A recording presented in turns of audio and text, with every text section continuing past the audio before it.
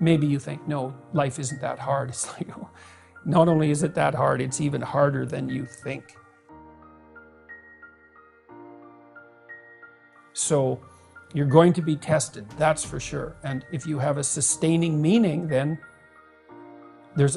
well, Nietzsche said himself, he who has a why can bear any how. Why would you look in the darkest places? Because in the darkest places you can find what still shines. If it can shine in the darkest places, then you know it's a real light. And so you look at things you don't want to look at. You have to look at the things you don't want to look at. Well, why do meaningful things? Well, first of all, what is meaning? But then why do meaningful things? And the answer is, well, because life is suffering and malevolence. It's ineradicable at its core. It's like, that will take you out. Make no mistake about it. You need something you need to be armed with virtue in order for that not to turn into hell. Really, you really need that. And it isn't just your hell, that's bad enough. That can be really bad, especially when you're contributing to it, right? Because then not only are you suffering, but you know you're the agent that's producing the suffering.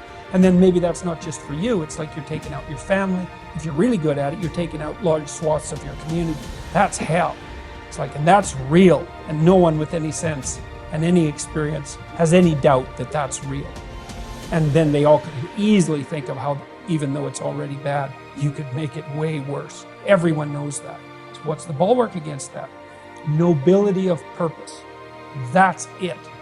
You have that, then you can, then you have something to set against the suffering and the malevolence. And you need, it isn't optional. That's not optional. You cannot live without it. Meaning is not optional, right? Well, that's why it's such a deep instinct. It's an instinct, meaning. It's the instinct of life. My life is meaningless. It's the spirit has gone out of you. It's like, well, modern people, it's part of this process of criticism. We criticize the idea of meaning so much that we don't really believe in it anymore. It's like, well, that's fine. You can not believe it, but try living without it and see how far you get with that. You need a reason to get out of bed on a terrible day. Okay, what's that reason going to be? Well, let's think it through. You know people who can get out of bed on a terrible day. Do you admire them? Yes. What are those people like? Are they taking responsibility for themselves? Definitely. Do they have excess capacity, so they're taking responsibility for other people? Yeah. Are they doing difficult things? Yes, obviously. The more you respect them, the more you also see that they're doing difficult things and doing them well. So what does that mean? Do some difficult things. Do them well.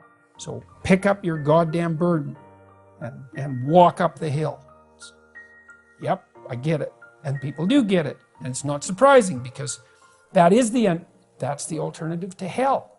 Accept the burdensome condition of suffering voluntarily and you transcend it. You've got a problem with the world? Hey man, no wonder you have a problem with the world. Like the world is a pretty rough place and it could use some work. It's like, have you done all your work? If the answer to that is no, then I would say, put in order what you can put in order. It's like, well, you have a problem. Okay, what's the problem? What are its constituent elements? What are the smallest implementable steps that we could take to start to address the problem?